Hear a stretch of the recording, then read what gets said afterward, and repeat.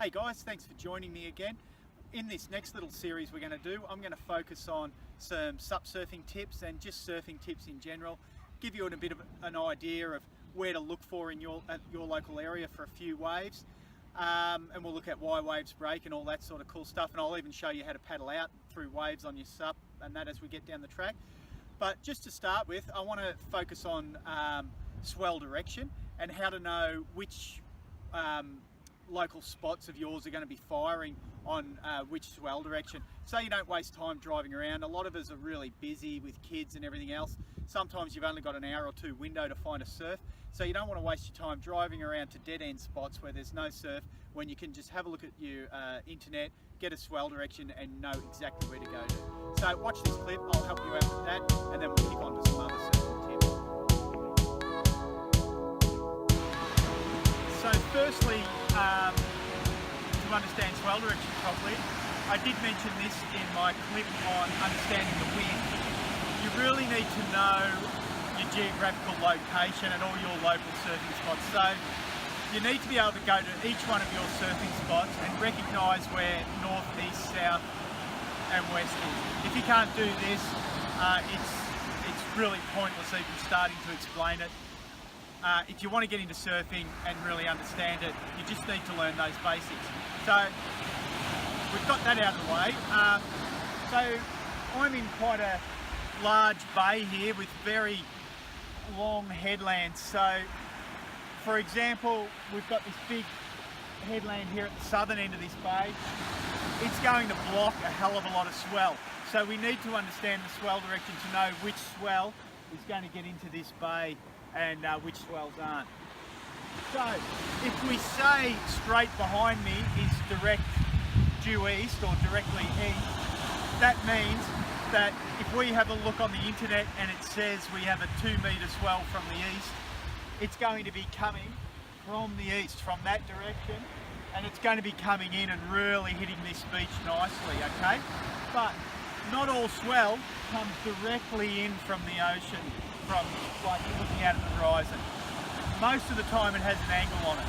So as I'm looking east here, I'm either going to have a southeast swell, an easterly swell, or a northeasterly swell.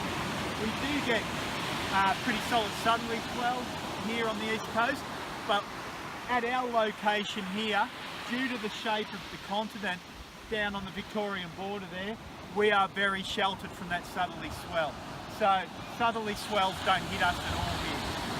So, as I just mentioned, an easterly swell coming straight in like this. That means a southeasterly swell would be coming in on this angle, and a northeasterly swell would be coming in on that angle, okay?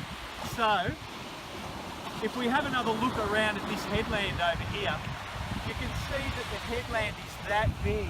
It's actually got beaches out along it, and those beaches are north-facing beaches. So if we've got a southeasterly swell, which is coming in this direction, those beaches are going to be completely sheltered from that southeasterly swell. So it's a waste of time even checking there. Now, if you live in around this area where I am, it might be a half an hour drive to go out and check there. So if you can have a look at the internet and say, oh, it's going to be a 2.5 metre swell from the southeast, you know that you don't need to go over there because you're wasting your time. You'd be better off coming to this end of the beach. That corner of the beach down to about middle of the beach is going to be copying that southeast swell.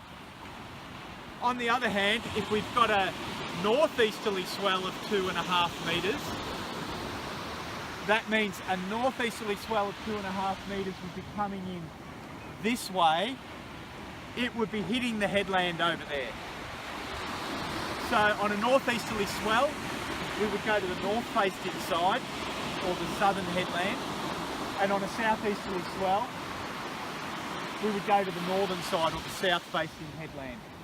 So hopefully that makes a bit of sense to you. You know, you don't have to be facing east to understand what I've just been saying. If you're in Victoria or South Australia and you're facing south, the same thing happens with a southeasterly swell or a southwesterly swell.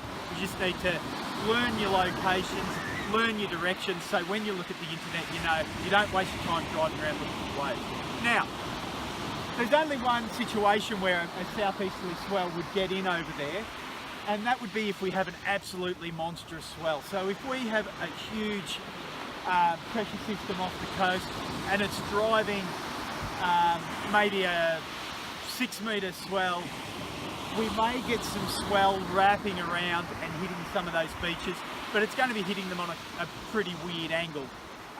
So it doesn't even really work in that way, but you know, we may be getting remnants of a bit of swell around there. Now, just before we finish up, stand-up paddle has really become quite exciting to me because it's opened up a lot of opportunities to surf waves that people don't generally surf.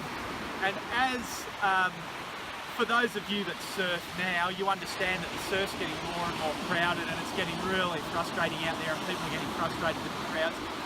Stand-up paddles opened up areas that haven't been common to be surfed because the waves are might be a bit fat or in a different location that don't get a hell of a lot of swell. And if you've got a nice big sup, you can utilise these areas. Hopefully that makes sense. At our town here, I've noticed a couple of spots that only work on really huge swells.